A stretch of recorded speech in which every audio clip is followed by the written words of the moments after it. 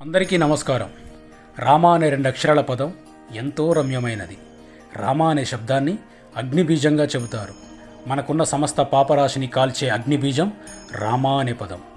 భవసాగరం నుంచి తరింపజేసేది రామనామం.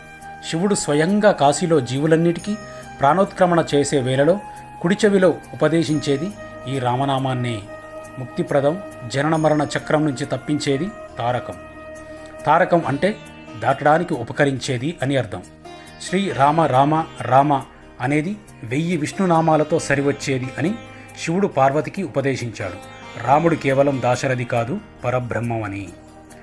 రామనామ జపంతో సామాన్యుడైన ఒక మనిషి అయినాడు, కవి అయినాడు. ఆయన రాసిన రామకథ ఈ సృష్టి ఉన్నంతకాలం ఉంటుంది. అది రాముని దర్శనం చేసుకుని చేసిన రచన కావడం వల్ల లౌకికంగా కూడా అన్ని కష్టాల నుంచి గట్టెక్కించే శక్తి రామాయణానికి ఉన్నందువల్లే ఈనాటికి అది నిత్య నూతనంగా శోభిస్తూ ఉంది.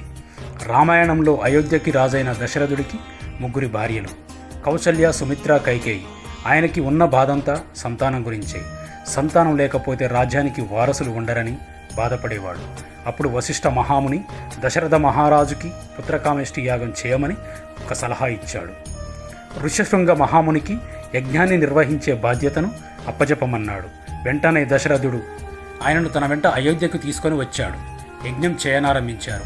ఆ యజ్ఞానికి తృప్తి చెందిన అగ్నిదేవుడు పాయసంతో నిండిన ఒక పాత్రను దశరథుడికిచ్చి భార్యలకు ఇమ్మన్నాడు.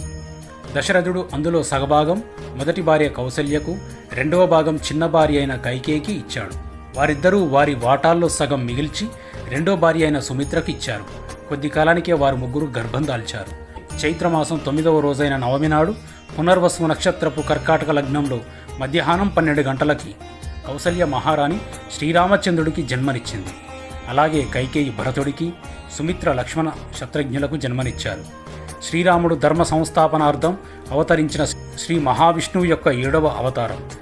రావణుని అంతమొందించడానికి అవతరించిన వాడు శ్రీరామభద్రుడు. మానవుడు ఎలా ఉండాలి, బంధాలను ఎలా గౌరవించాలి, ఎలా కాపాడుకోవాలి అని ఆచరించి చూపించాడు శ్రీరాముడు. ఒకే మాట, ఒకే బాట, ఒకే భార్య, మాట తప్పని వైనం, మడమ తిప్పని శౌర్యం ప్రతి మనిషిలోనూ ఉండాల్సిన లక్షణాలు. వీటన్నింటి ప్రతిరూపమే పరమ పావనమూర్తి శ్రీరామచంద్రమూర్తి. దేవుడిగా కాకుండా ఓ మనిషిగా ఆయనని చూస్తే అందరికీ ఆదర్శప్రాయంగా ఉంటాడు. అంతటి మహాపురుషుడు ఈ భూమిపై తిరిగాడంటే ఆశ్చర్యం వేస్తుంది. పురాణాల ప్రకారం రాముడు త్రేతాయుగానికి చెందినవారు. దాదాపు 10,000 సంవత్సరాల క్రితం ఆయన జననం జరిగిందని కొంతమంది చెబుతారు. ఆ సమయంలో సూర్యుడు అత్యంత ప్రకాశవంతంగా కనిపించాడని పురాణాలు చెబుతున్నాయి. శ్రీరాముడు పితృవాక్య పరిపాలకుడు. తన తండ్రి మాటను జవదాటేవాడు కాదు. తండ్రికిచ్చిన మాట కట్టుబడి సతీమేతంగా సోదరుడు లక్ష్మణుడితో కలిసి 14 ఏళ్లు వనవాసం చేశాడు. తండ్రి మాట జవదాటని తనయుడిగా, సోదరులను అభిమానించిన అన్నగా, భార్య దూరమైన నిరంతరం ఆమె కోసం పరితపించే భర్తగా, ప్రజల సంక్షేమం కోసమే వారి మాటకు విలువనిచ్చిన రాజుగా, రావణుడితో యుద్ధ సమయంలో నీతిని వీడని ప్రత్యర్థిగా, సకల ప్రాణుల మంచి కోరేవాడు, గుణవంతుడు, వీర్యవంతుడు, ధర్మాత్ముడు, కృతజ్ఞతాభావం కలిగినవాడు, సత్యం పలికేవాడు, దృఢమైన సంకల్పం కలిగినవాడు, చారిత్రం కలిగినవాడు, విద్యావంతుడు, సమర్థుడు, ఎన్నిసార్లు చూసినా ఇంకా చూడాలనిపించే సౌందర్యం కలిగినవాడు, ధైర్యవంతుడు, క్రోధాన్ని జయించినవాడు, తేజస్సు కలిగినవాడు, ఎదుటివారిలో మంచిని చూసేవాడు, అవసరమైనప్పుడు కోపాన్ని తెచ్చుకోగలిగినవాడు. ఈ గుణాలే శ్రీరాముని మహోన్నత వ్యక్తిగా తీర్చిదిద్దాయి. యుగాలు మారినా ఆదర్శంగా నిలిచాడు శ్రీరాముడు. అందుకే మనందరికీ దేవుడయ్యాడు. హిందూ క్యాలెండర్ ప్రకారం చైత్ర శుద్ధ నవమి నాడు శ్రీ సీతారాముల వివాహం జరిగిందని, ఆ రోజే ఆయన పట్టాభిషేకం జరిగిందని ప్రతీతి. శ్రీరామనవమి హిందువులకు అత్యంత ముఖ్యమైన పండుగ. హిందువులు ఈ పండుగను అత్యంత భక్తి శ్రద్ధలతో జరుపుకుంటారు. శ్రీరాముణ్ణి తెలుగువారు ప్రతి ఇంటి విలవేలుపుగా కొలుస్తారు.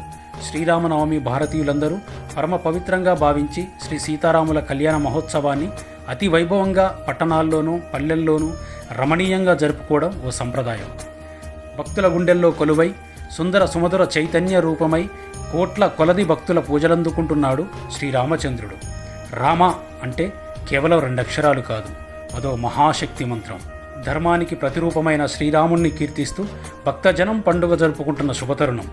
ఈరోజు ప్రధానంగా 3 ఘట్టాలు నిర్వహిస్తారు. శ్రీరామ జననం, సీతారాముల కళ్యాణం, శ్రీరామ పట్టాభిషేకం. మన సనాతన ధర్మం, పురాణాలు, జ్యోతిష్య శాస్త్రం ప్రకారం శ్రీ మహావిష్ణువు ప్రతి అవతారానికి ఒక్కో గ్రహం ప్రామాణికంగా ఉంటుంది. ఉదాహరణకు నరసింహావతారం కుజగ్రహాన్ని సూచిస్తుంది, కృష్ణావతారం చంద్రగ్రహాన్ని సూచిస్తుంది, వామనావతారం గురుగ్రహాన్ని సూచిస్తుంది. అలాగే శ్రీరామావతారం నవగ్రహాలకు అధిపతి అయిన సూర్య భగవానుని సూచిస్తుంది. శ్రీరాముని అవతారంలో రాముడు సూర్యవంశంలో జన్మించడం, ఆయన జాతకంలో సూర్యుడు మేషంలో ఉచ్చక్షేత్రంలో ఉండడం, ఇవన్నీ ధర్మస్థాపన కోసం రామావతారం ప్రాధాన్యతను తెలుపుతున్నాయి. శ్రీరామనవమి రోజు ఏం చేయాలి? శ్రీరామనవమి రోజు ప్రతి ఒక్కరూ సూర్యోదయానికి ముందే నిద్రలేచి తలస్నానం ఆచరించాలి. ఇంటిని తోరణాలతో అలంకరించాలి. కొత్త వస్త్రాలు ధరించాలి. ఇంట్లో కుదరని పక్షంలో దేవాలయాల్లో శ్రీరాముడు, సీతాదేవి, హనుమంతుడు, లక్ష్మణుడి విగ్రహాలు ప్రతిష్ఠ చేయాలి. ధ్యాన ఆవాహనాది షోడశోపచారాలతో శ్రీరామచంద్రుణ్ణి పూజించాలి. ఈ పూజలో శ్రీ సీతారాముడిని అష్టోత్తర శతనామావళితో అర్చించాలి. ఇలా పూజించి రామచంద్రమూర్తికి ఇష్టమైన వడపప్పు పానకాన్ని నైవేద్యంగా పెట్టి పూజ అనంతరం దాన్ని భక్తి శ్రద్ధలతో స్వీకరించాలి. ఈరోజు ఉపవాసం, జాగరణ చేయడం వల్ల విష్ణులోక ప్రాప్తి కలుగుతుంది. శ్రీరామనవమి రోజున ఏ వ్రతం చేసినా ఫలించదని, కేవలం శ్రీరామవ్రతం మాత్రమే ఫలిస్తుందని, ఈ వ్రతానికి మించినది లేదని పెద్దల వాక్కు. ఈరోజు రామస్మరణ చేయడం, రామనామ ధ్యానం చేయడం వల్ల పాపాలు తొలగి జయాలు సిద్ధిస్తాయి. శ్రీరామనవమి రోజు రామనామ స్మరణ చేయడం అనేది అనేక రెట్ల పుణ్యఫలం. శ్రీరామ రామ అనుకుంటూనే విష్ణులోకాన్ని పొందవచ్చని పురాణాలు చెబుతున్నాయి. ఉంటాను. నమస్తే.